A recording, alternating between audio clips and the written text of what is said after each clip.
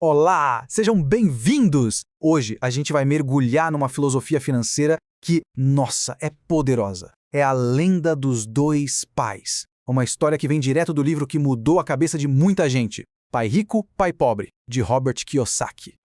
Então, no coração dessa lenda, a gente tem duas visões de mundo que batem de frente. De um lado, está a filosofia do pai pobre. Sabe aquela ideia de buscar segurança, um bom emprego, salário certinho no fim do mês, uma carreira sem sustos? E do outro lado, a filosofia do pai rico, que é totalmente sobre buscar liberdade. E como? Dominando o dinheiro. Pensa bem, esse conselho soa familiar, né? É a cartilha do pai pobre. Aquele caminho tradicional que, olha, quase todo mundo aprendeu desde pequeno. A ideia é que estudar, se esforçar, tudo isso tem que levar para a segurança de um emprego fixo. É um caminho super honrado, claro, mas, segundo essa lenda, é um caminho que esconde uma armadilha perigosa. E aí, do outro lado, o contraste uau, é gritante. O mantra do pai rico é uma virada de chave total na mentalidade. O lance não é ser o melhor funcionário da empresa, não. O objetivo é ser o mestre do dinheiro. É entender as regras do jogo a ponto de o dinheiro virar o seu funcionário mais fiel, sabe? Aquele que rala 24 horas por dia sem reclamar. É sobre conquistar a soberania financeira. Bom, isso leva a gente para a grande pergunta, né? A mesma que o Koji, lá na nossa história, faz para o mestre dele. Mas como que se ganha dinheiro sem ter que trabalhar por ele? Quer dizer, sem trocar o nosso tempo, que é tão valioso, por grana. Parece até um quebra-cabeça, um paradoxo. E é justamente essa confusão que deixa a maioria das pessoas presa, andando em círculos.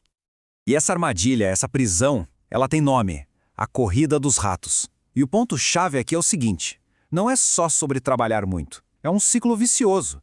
Pensa numa daquelas rodinhas de hamster, só que financeira. A pessoa corre cada vez mais rápido, consegue até um aumento, mas aí as contas aumentam junto. E no final das contas, ela continua no mesmo lugar, só que mais cansada e sem sair do canto.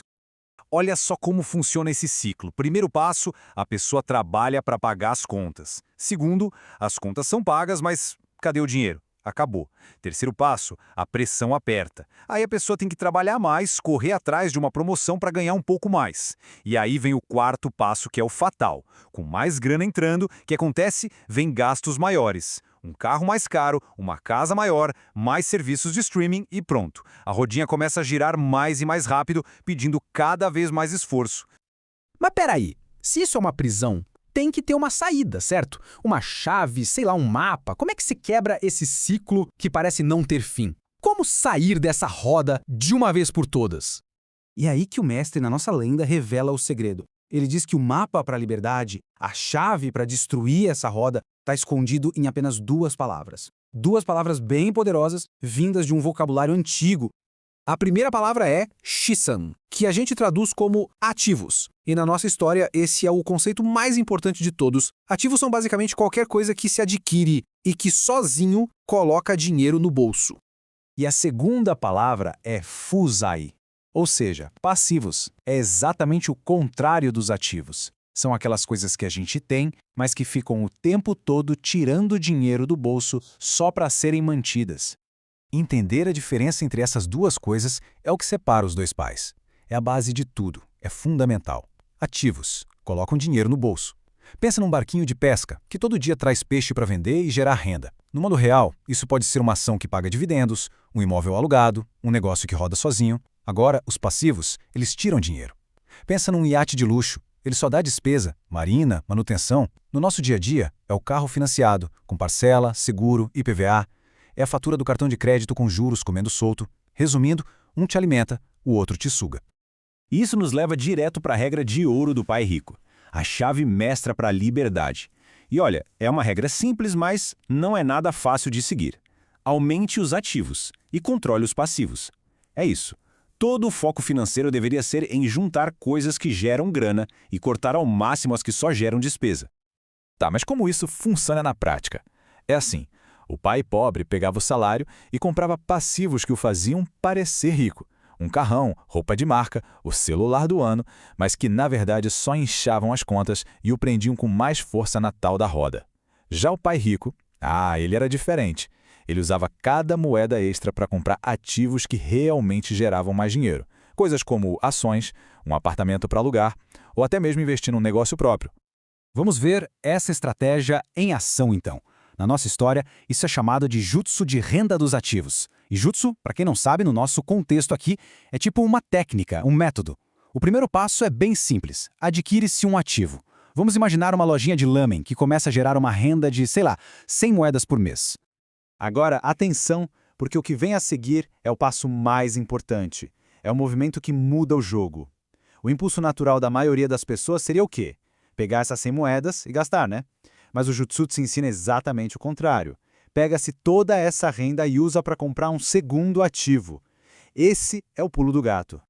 E com esse segundo ativo, agora são duas fontes de renda, gerando 200 moedas. Os ativos começam a se multiplicar. É tipo o Kagebunshin no Jutsu, sabe? A técnica dos clones. Um clone cria outro que cria outro. Cada ativo que se compra usa a própria renda para criar o próximo, formando um verdadeiro exército de geradores de renda.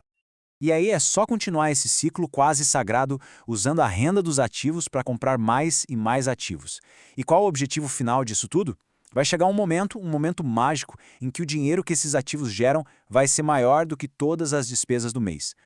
E esse momento, isso é a independência financeira. Esse é o ponto final no mapa do pai rico. A liberdade da roda. Não porque a pessoa parou de correr, mas porque a roda simplesmente não existe mais para ela. O dinheiro agora faz todo o trabalho pesado.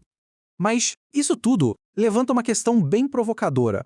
Se um mapa é tão claro, se a estratégia faz tanto sentido, por que tão pouca gente consegue seguir esse caminho? Por que tanta gente entende isso na teoria, mas na prática continua lá presa na corrida dos ratos ano após ano?